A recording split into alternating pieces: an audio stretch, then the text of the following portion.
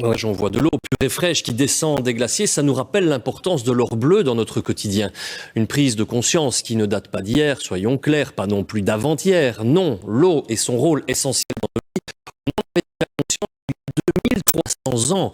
Et la ville pionnière en la matière, c'est Rome. L'eau y est partout et depuis toujours. Attrait touristique aujourd'hui, l'eau jouait aussi un rôle politique à la période antique. C'est notre perle d'eau et il est signé Valérie Dupont. Ces vestiges ont plus de 2300 ans d'histoire. Des couloirs de pierre en pente douce, des arches. Ici, tout était pensé pour acheminer l'eau de source vers la capitale de l'Empire. Aujourd'hui, ce parc est un poumon vert de 240 hectares en pleine ville, qui rappelle pourquoi, dans l'Antiquité, on l'appelait la Regina Aquarum, la reine de l'eau. Effectivement, dans ce parc des aqueducs, on a 6 des 11 aqueducs construits par les Romains qui passent par ici. Donc vous avez les arcades qui sont par exemple derrière nous. Peggy Valente organise des visites guidées qui expliquent l'importance de l'eau pour les Romains dans l'Antiquité.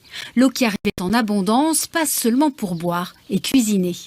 Mais également pour se laver, parce que ces 11 aqueducs vont approvisionner les dizaines de thermes qu'on trouvait à Rome, où les Romains pouvaient aller se laver tous les jours. Une telle abondance que dans ces reconstructions virtuelles de la ville antique, on découvre les bassins, les fontaines et même les piscines privées. Et les Romains vont même utiliser l'eau pour s'amuser, pour leurs spectacles, et notamment pour les nomachie, les batailles navales qui étaient réalisées à l'intérieur d'édifices publics comme le Colisée. Ça faisait partie vraiment des spectacles dont les Romains étaient très friands.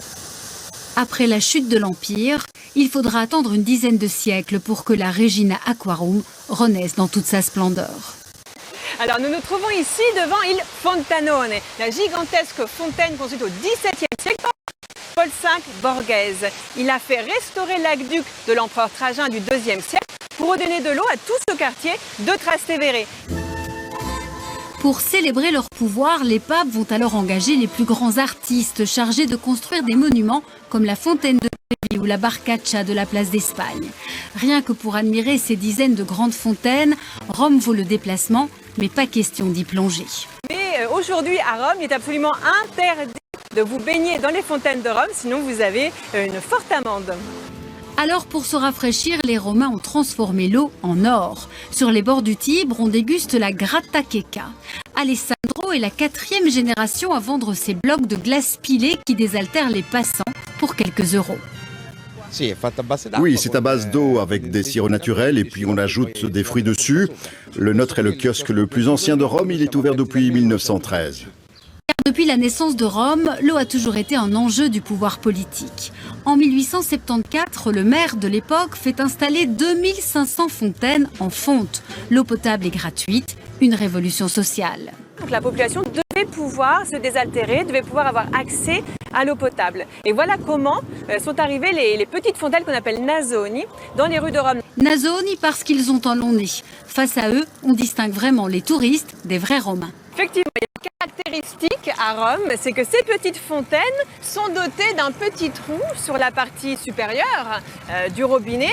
Tout simplement, il suffit de boucher l'eau et voici le jet qui se produit et vous pouvez boire directement ici. C'est hygiénique, c'est pratique et c'est frais.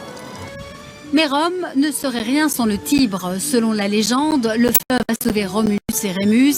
Il a surtout modelé la construction des rioni, les quartiers de la ville. L'eau a toujours été la vraie richesse de la Caput Mundi.